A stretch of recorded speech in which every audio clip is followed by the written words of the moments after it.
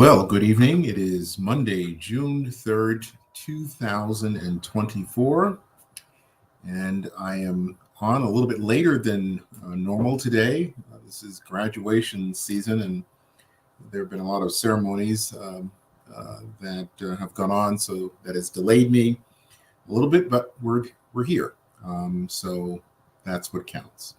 So, as is customary, we'll take some time to review a concept and then have a chance to talk to any of the guests that call in. I think there is one that is already scheduled to join us.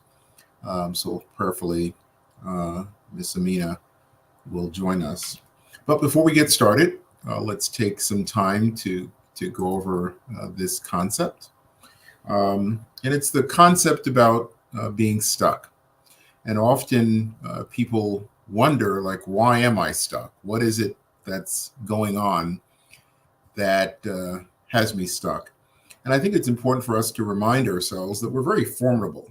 And it generally isn't going to be one thing that's going to get you stuck. It's going to be a compilation of things because you're built that strong for not just one thing to knock you over. But often what happens is that we present ourselves and act in a way that's selfish. We often are responding to some trauma that we've experienced in our life, coupled with unacceptable behavior outside of the norm and what's appropriate, that we also tend to be somewhat careless. And then we act as if we know it all. So again, take those 5 letters. Again, the S is for selfish, the T is for traumatized, the U is for unacceptable behavior, the C is for being careless, and K is for being somewhat of a know-it-all. And again, that combination of behaviors is often what presents the challenges that we have. And again, it makes it difficult for us to be able to overcome the circumstance because often all 5 of those things are competing with each other and making it difficult. So often we're able to label the problem, but I think we also want to be able to label the solution. And what does that entail? It really, to find a way to get unstuck, it requires us to find, more importantly, to utilize somewhat of a universal navigation system that's targeting upbuilding concepts and knowledge. That's how you get unstuck, is that you figured out there's just a way in which I'm going to conduct myself and how I'm going to interact with people, places, and things. And I've decided that it's going to be universal. I'm not going to be one way in one circumstance and another way somehow else. Is that I've developed this philosophy, whatever it may be. And we hope that in watching the show that you're able to get some ideas about what may be a helpful universal navigation system for your life that again is built on upbuilding our concepts and knowledge, not things that are going to tear us down and look at what can't be, but we look at the possibilities of what can be. So again, it's important for us to recognize, why we're stuck, but more importantly, how do you get unstuck? Is that you develop a map, you develop a vision, you develop a direction that says it's onward and upward. And I think often as we're dealing with problems, we sometimes hear from other people, but sometimes we say these things to ourselves. And one of those things may be get over it. And I try to encourage people to not use that terminology because I think it's rather destructive, but really ask people to get on with it. What comes next? What is it that we need to address? So how can we get on with what needs to happen? And again, I believe very strongly that having some sort of navigation system, some sort of guiding principles, concepts would go a long way in helping us to get on with it so we can eventually move beyond where we are stuck. So again, I hope that is helpful information to you as an anchor as you proceed forth and deal with the things that are in your life. And as our show's title is, hopefully this information helps you to attain your personal best. And again, with your personal best, you're not in competition with anybody. What you are going to try to accomplish is going to be different than somebody else, as is your fingerprints. Your fingerprints are unlike any other person. Even if you are an identical twin, you're going to be different than everybody else. So again, I hope and pray that information is useful to you. And hopefully we'll have some people that'll be able to join in and share their thoughts on that. So we have our first guest, which is Mina, who is going to join us and talk a little bit about her efforts to attain her personal best. Without further ado, Hi, Dr. Williams. how are you? I'm good. How are you? Good. Now you seem like you're in a place with a lot of background noise. I'm actually at work right now. You're at work. Yeah, let Well, me see. I'm going to grab you just for a few minutes. Okay, I'm actually about to Again, step outside. I don't want to mess with your money. So hopefully you can grab a quiet area. Again, I just walked outside. It's much quieter out here. That's okay. So I won't keep you too long. Okay. So Mina, one of the things that I try to share with our guests is to be mindful of what you say, because this is going to be on the internet forever. I do no editing whatsoever. So whatever happens at the end of the show, whatever is said, it's posted right on YouTube 30 seconds after we're over. And I don't do very much to it after. So just be mindful of anything you say, that it's there forever. So Mina, if you don't mind, introduce yourself to our audience and describe your way and describe yourself in any way you think is best to understand who you are. My name's Mina. I am a mother of 3, a full-time worker and college student at the moment. I'm not really sure how to describe myself, because I don't think I really fully know myself yet. I'm only 24. I don't really know who I am yet. I'm still figuring myself out as I grow. Mm-hmm. Okay. So you're 24. You have 3 children. Do you mind sharing their ages? 7. They'll be 7 June 10th, 3 June 11th, and the other one just turned 1 January 24th. Okay. And how do you find being a mom of 3 at 24? It's a roller coaster. Like, some days I got my days where I'm like, yo, like, my kids, they my best friends. Like, we have our fun days, and then we have our days where it's really hard. Like, I get very overstimulated. I'm agitated. It's somebody's not listening. Somebody's falling out. You got somebody who's not listening. You got somebody with an attitude. You got somebody falling out. I deal with 3 different personalities. All the same kids, all my kids, but I have 3 totally different personalities going on in my house, and sometimes we clash. Let's say 4, because we're going to include mine. Sometimes we clash. Sometimes it gets hard, but then, like, when the day is over, if I feel like I was being like a mean mom, or I feel like I got a little agitated too much, I apologize to my kids. I'm like, I'm sorry, mom was having a bad day, and I've been having a lot of bad days lately because I recently lost my dad, and my son was actually my first son, Kyrie. Sorry to hear that.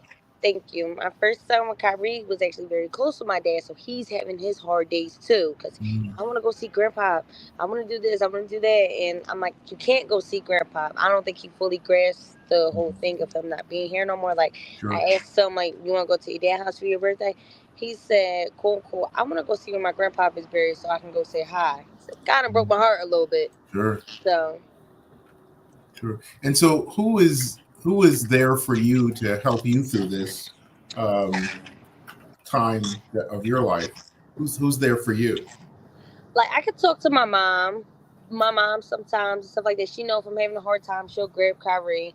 The main person who I do have in my corner is Cassandra. I got Cassandra. I got my aunt Stephanie, and I have my best friend Kiara and my sister Destiny. Like, they the people that, like, when I know I'm and Liz, when I know I'm getting like real overwhelmed, can y'all please just grab them? Like, can you please just watch the kids? I need a breather. Sure. And they understand. They're like, all right, I'll grab them for you. Like, they're like, okay. Like, even Cece, y'all like, Cece, I just need like an hour, or can you just take me for the day? She like, yeah, can you just take me to work in the morning? Like, we'll compromise with each other. That's and good. I'm like, yeah, like them times where like I really need a breather, they come through with the breathers. That's good. And that's important. And I'm sure you let them know how. It is, because you can suffocate. Like, people don't understand. Even with one kid, don't think because I just got Sure. three and I feel like I'm suffocating. Even when I just had Kyrie, I felt like I was suffocating sometimes. And I had my mom. And by mom, like, the best thing I ever did was, like, my mom seen I was struggling. I had postpartum really bad. She was like, "Mia, just let me help you." And I let her help me. And that's the best thing in my life I ever did. And I think that's a really important point, Mina, is that sometimes the only person standing in our way is ourselves, and that your ability to take the help when it was offered. It was a pride thing with me. Like, I don't want nobody to say, "Oh, I helped you," or "You got this because I helped you," or "You up here because I did this or I did that." It's a pride thing. And I feel like if the people that you're around would do something like that, you don't need to be around them. Because the type of people I'm around, that when they know we need to help each other, we never throw it in each other's faces. "Oh, you got this because I gave it to you." That would never come up in an argument, no matter what we arguing about, because that has nothing to do with it. It was like a pride thing. I didn't want nobody to help me, and then, like, I didn't want to be seen like I was weak or I couldn't do it, when everybody needs help. Everybody does. And I know that you're working on some things in your life at this point to improve your own situation, but the situation for your family. Do you mind sharing a little bit of the stuff you're doing to make your life and your family's life better? Well, I'm keeping my kids occupied. Kyrie's going into sports. I'm about to put a sign that's my 3-year-old, my about to be 3-year-old, something called Bugs Ball. Something to keep everybody occupied. It's basically a bunch of little balls in the field and they just kick them around. That's all. It's really just to get their energy out. Kyrie with football, though, like, that's something he wants to get into, is football. And then with the baby, he's not really into much. They're in daycare, though, so I get my time right there. And then with me, with therapy, because I have a very, very hard way of channeling my emotions. I don't know how to use my emotions unless I'm mad or I'm crying, and it can't be like that all the time. Like, I got to learn how to properly use and channel my emotions. So I'm doing therapy, and whatever I learn there, like, when my 7-year-old Kyrie, when he get real frustrated, I'm like, "All right, come on, like, even a son, calm down, take a breath. We're gonna try it again," and they'll try it again. They'll keep trying until they get it. Like, it's just I'm trying to learn how to deal with everybody's emotions, including mine. Like, just because I'm having a bad day, don't mean they gotta have a bad day too. My misery shouldn't have company. Let's talk a little bit about, first of all, well, two-part question. First, I thought I understood you were going on for some higher education things, but also, before you answer that piece, what's a good day look like for you? A good day? We come home from school. I don't have too many temperature. They're boys, so they fight all the time, but sometimes they fights get bad. Like, regardless of them ages, everybody, how does a 6-year-old fight get bad? They get bad because they get really, really rough. Things get thrown. They throw each other. There's no fights, no temperatures. Everybody's just cool, calm, and mellow. There's no meltdowns. Everybody just doing their own thing. They don't give me a hard time when it's time to take a bath or get in a shower. When it's time for bed, like, everybody's just, "All right, we're gonna go lay down." A day at the park, and I let them release all their energy, because I literally live like 400 feet, not even away from a park. Like, it's just not a lot of emotions in the air. Like, everybody's just mellow. Like, nobody, everybody's not like fidgety or got a lot of stuff going on. That's a good day. Yeah. Okay. And if someone was thinking, like, boy, 3 kids and you're only 24, if you had to do it over again, would you make any modifications or not? Each of my kids was brought to me for a reason. Allah blessed me with each of my kids for a reason. I got blessed with Kyrie in a time where I needed to be more mature. He matured me. He was like, "Yo, you gotta grow up." Sign was given to me where I needed to learn patience, because that's my immunocompromised son. That's the one who's always in the hospital, who had a bunch of surgeries, the one that's really, really sick.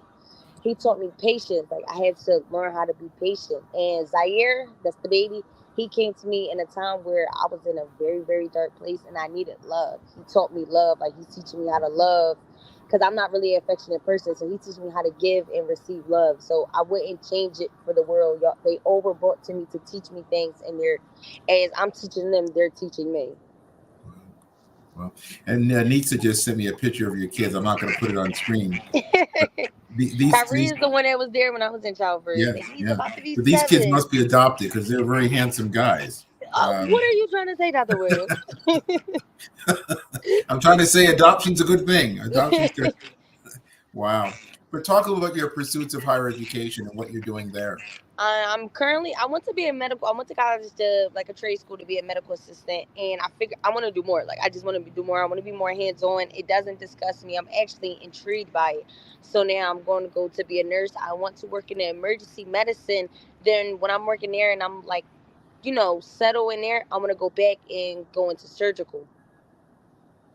Okay. To like get to working like an OR and stuff like that. But I want emergency medicine because I want something new every day. I want a broken bone. I want a snotty nose. I want a gunshot wound. I want a stab wound. I want something Oh my different every Lord. day.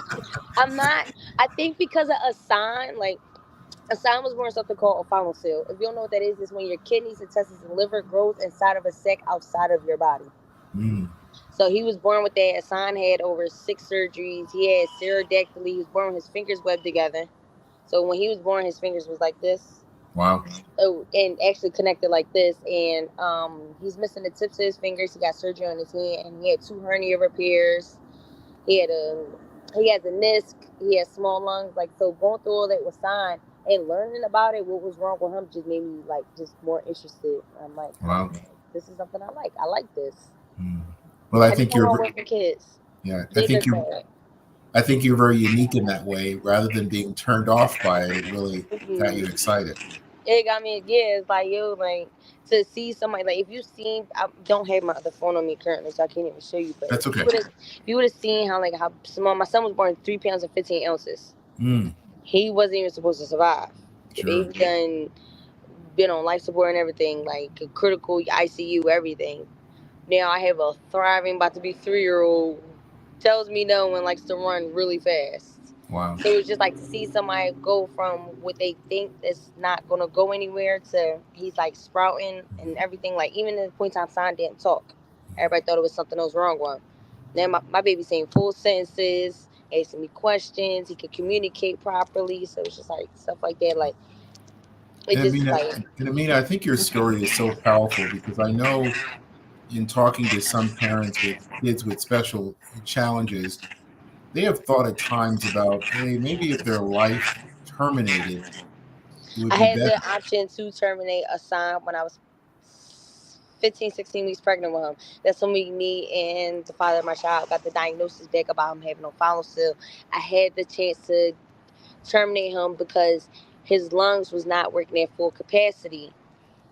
Him straight up, I was not considering it, but I gave him the option, like, what do you want to do? Some moms like, oh no, there's no option. I gave him the option because this is still our child at the end of the day. What do you want to do? Straight from the rip, he said, my son gonna be fine. Like, we're not terminating that. My son gonna be fine. And sure enough, we had a lot of loopholes, but that baby is okay. Wow. And I think that's such an important piece that we just never know how it's going to go. And doctors and others can give you the best advice, but some of these decisions are made at a higher level.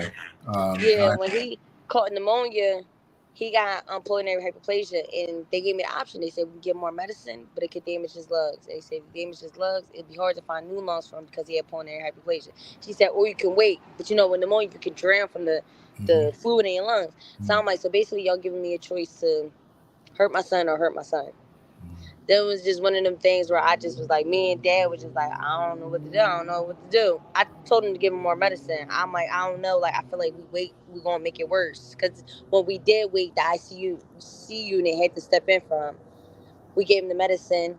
I think like in 2 days, the fluid started to clear out his lungs. But it was just like one of them obstacles where it was just like, I don't know what to do. Like, what are we doing? Like, it's like you be so stuck when you got 2 options that feel like it's inevitable. Well, good. And I'm glad you stayed the course. I think their lives are what it is today because you stayed the course and you were strong. So I think that's wonderful. As we get ready to wrap up our time talking, Amina, is there anything else you would like to talk about or? Oops. Good. You're muted, Mina. I'm not sure if you turned off your speaker. I can't hear you now. All right. Hopefully she'll come back on. Well, wow. As a young mom, she's gone through a lot. But again, she's working her circumstance and trying to figure out a way to stay the course. So we have another caller. my sister Cheryl is here. So, Cheryl, if you can open your microphone, we may try to go back to Amina if we can. What were your thoughts about what you heard? Mm. Yeah, I can hear you now. You can hear me now? Yep, Yes. you're muted again. Sorry. Oops.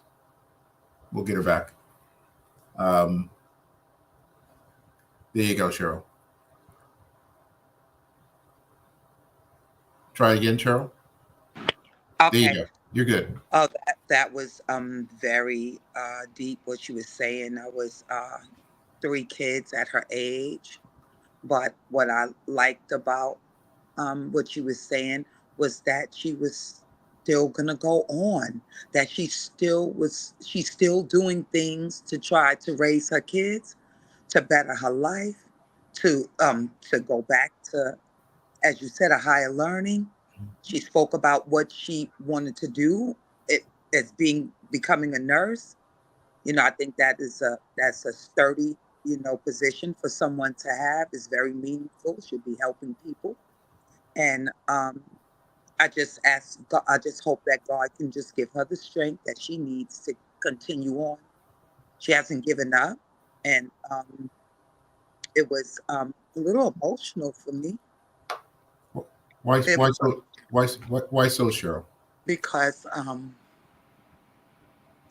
just I was thinking when she said she had came out of child first, Mm. and that I know that's not easy for her to do.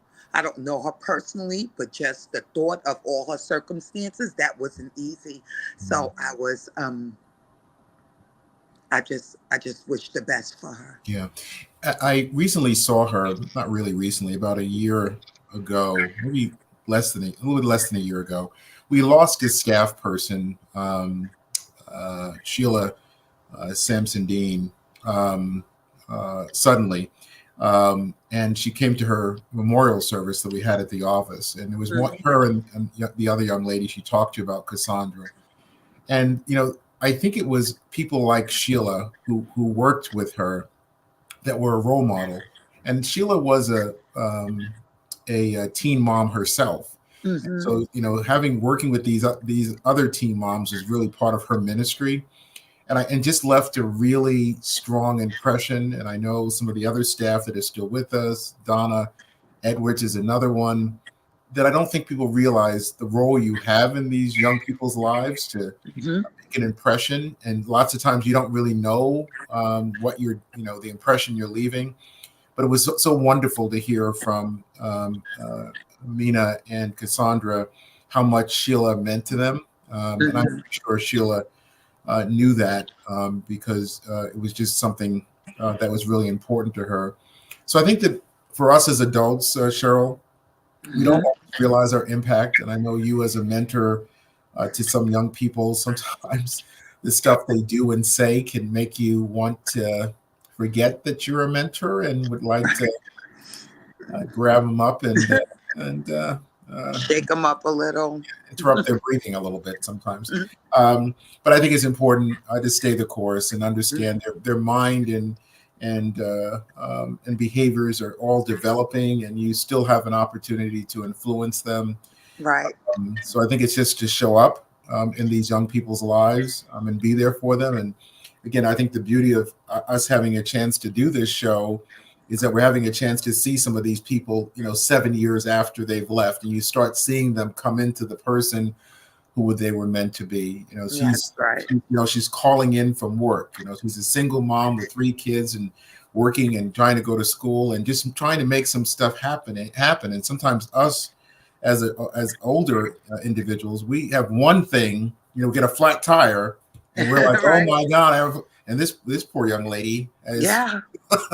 That was a lot. yeah, it's a Yeah, lot. I was like, oh my God, like what the world? Yeah, and Yeah, maybe but that's what those her things role are is. happening out Yeah. there. Those are things are happening. It's just she's someone who's pushing forward, and you have to be proud of that. She came from your program, so it's you have to be proud of that and look at her, because you know, she knew, she was very articulate about what she was going Yeah. through and Yeah. how her bad day would look, how her good day would look, you know. So I Yeah. wish her well. Yeah.